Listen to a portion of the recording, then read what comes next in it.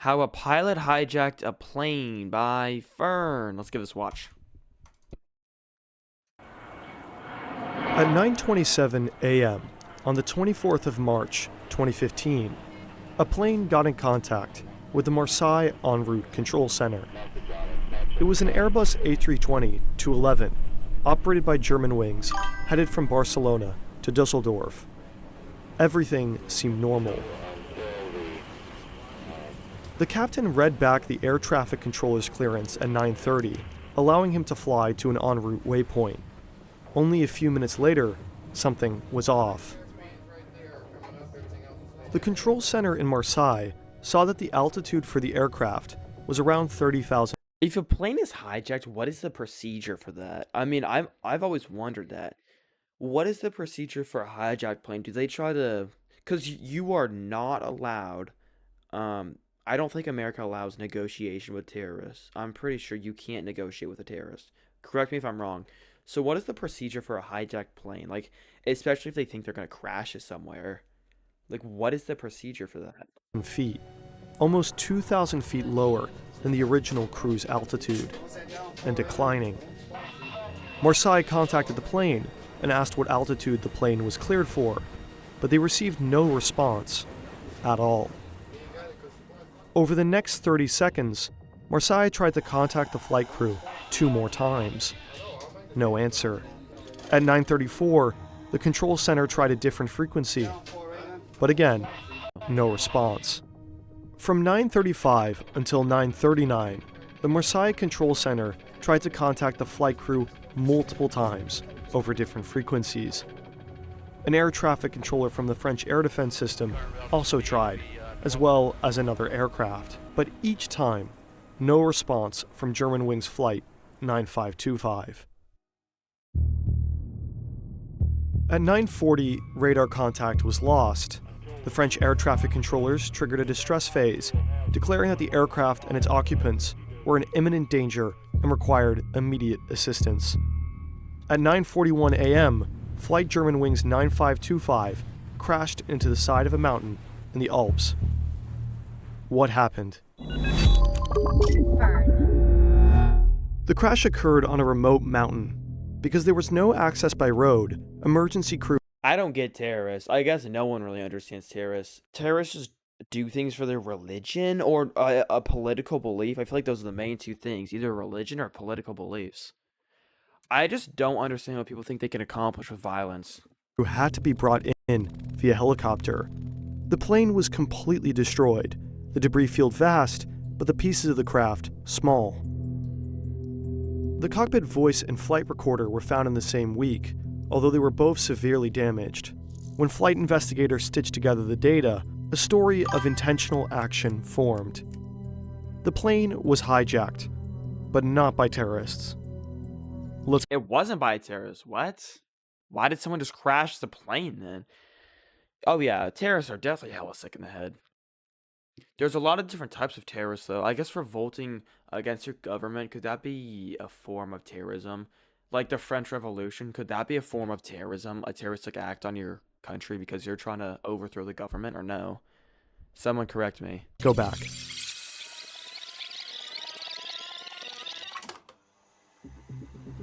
After the aircraft leveled off at its cruise altitude, the captain left the cockpit to go to the bathroom at 9:30.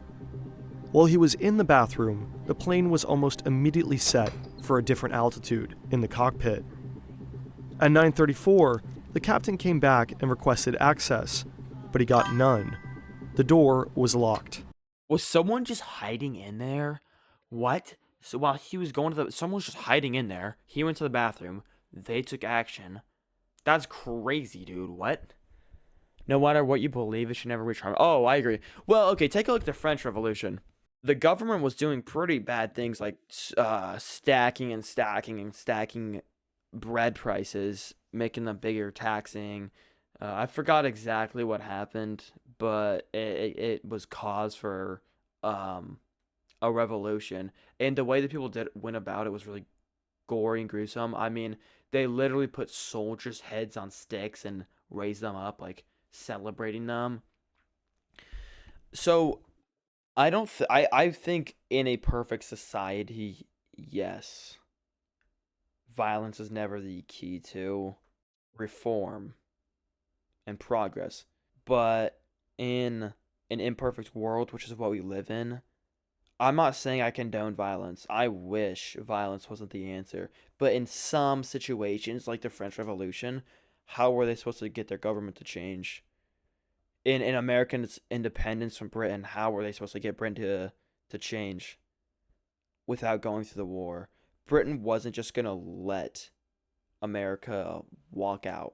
They had to have violence in that way. In a perfect world, peace would always be the answer. But in an imperfect world, which is what we live in, it's just not always the answer, and that's the sad reality. When it gets to the point where people are literally dying because your government are idiots, then that's cause for revolts.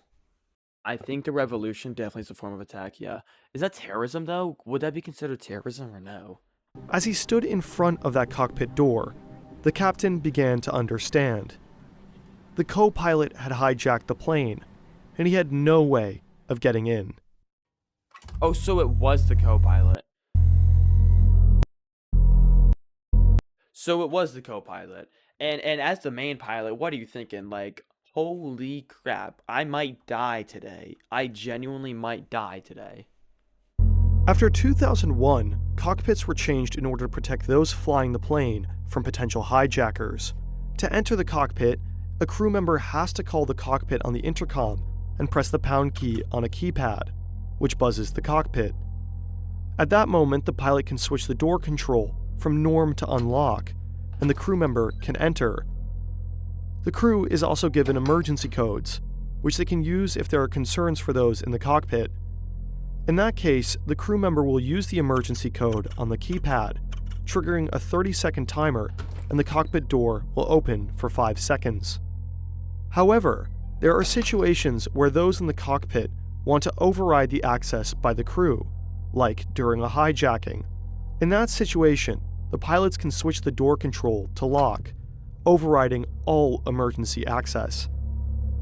And it's that mechanism that the co-pilot used to permanently lock access to the cockpit while the plane began to descend.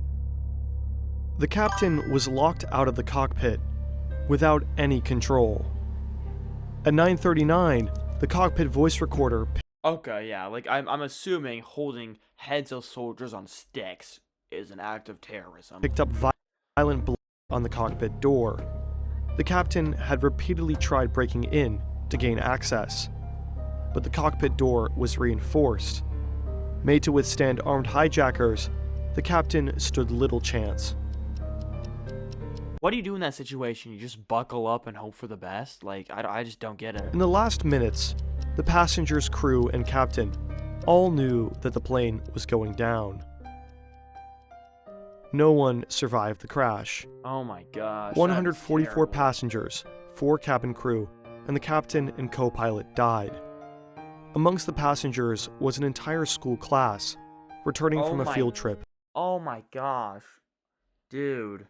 Like, this is so sad. Are you serious? This is so sad, dude. Oh my gosh. To Spain. The captain, Patrick Sondenheimer, was a 34-year-old father of 2. Oh my In the aftermath, his gosh. wife set up a foundation in his name, intended to help It just keeps getting worse and worse and worse. This is so sad. Are you serious? Jeez, children and man. young people handle grief and crisis. He had thousands of total flight hours, and his last moments were dedicated to trying to save the plane and passengers.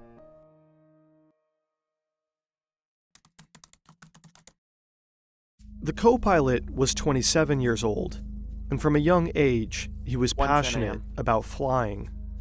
His bedroom had posters of Airbus, Boeing, and Lufthansa, and he'd become an expert glider pilot as a child. He joined Lufthansa's flight academy straight out of school, but only a few months into the program, he stopped.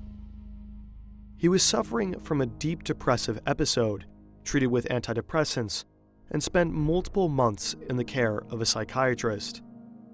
Eventually, he received a medical recommendation declaring that he was in remission.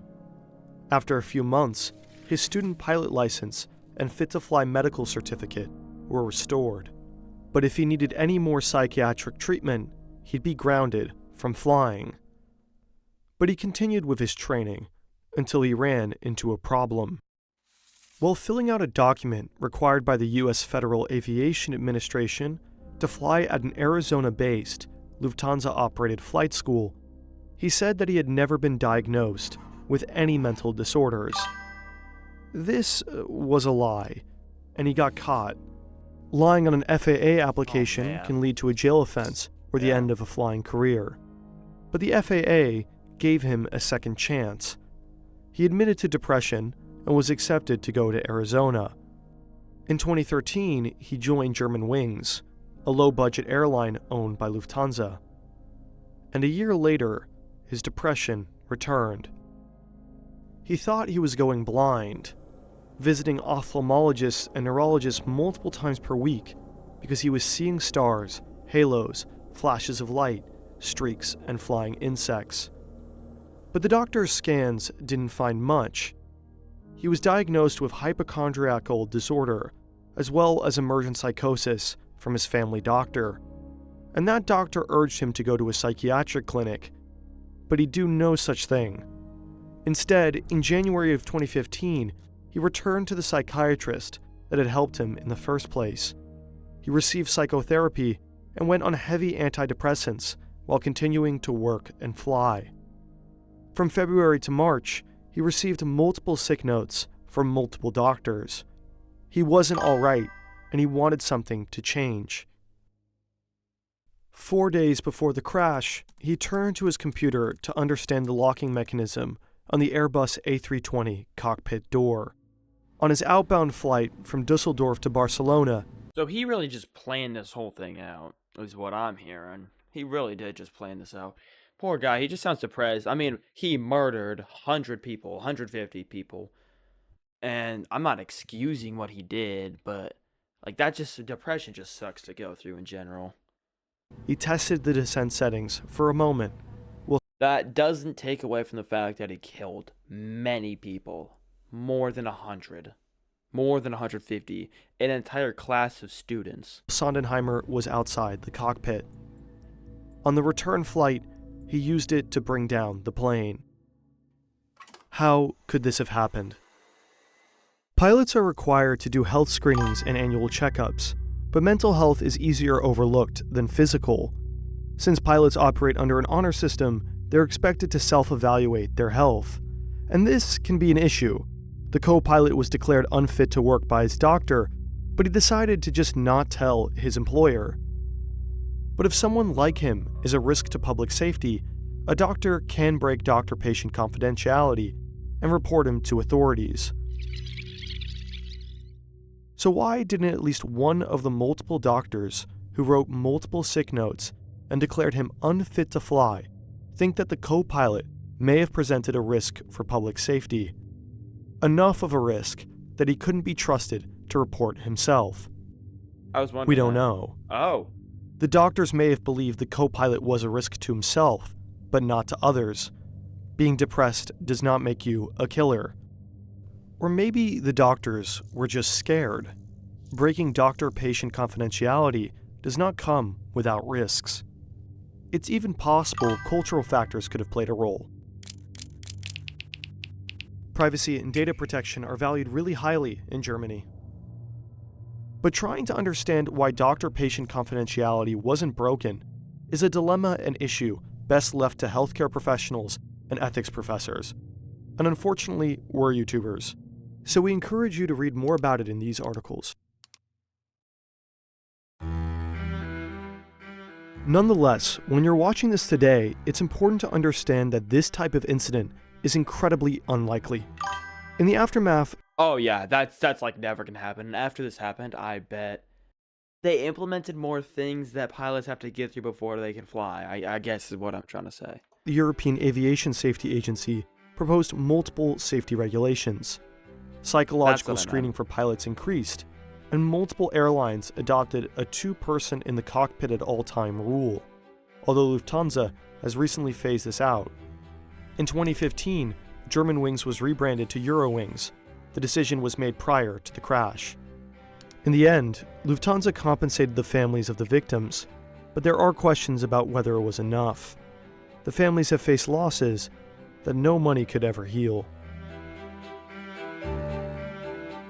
Dang, dude. That just puts in perspective, man. That's just sad stuff. It really is. Alright, good video. Good video. Love Fern videos. Good video. On to the next one.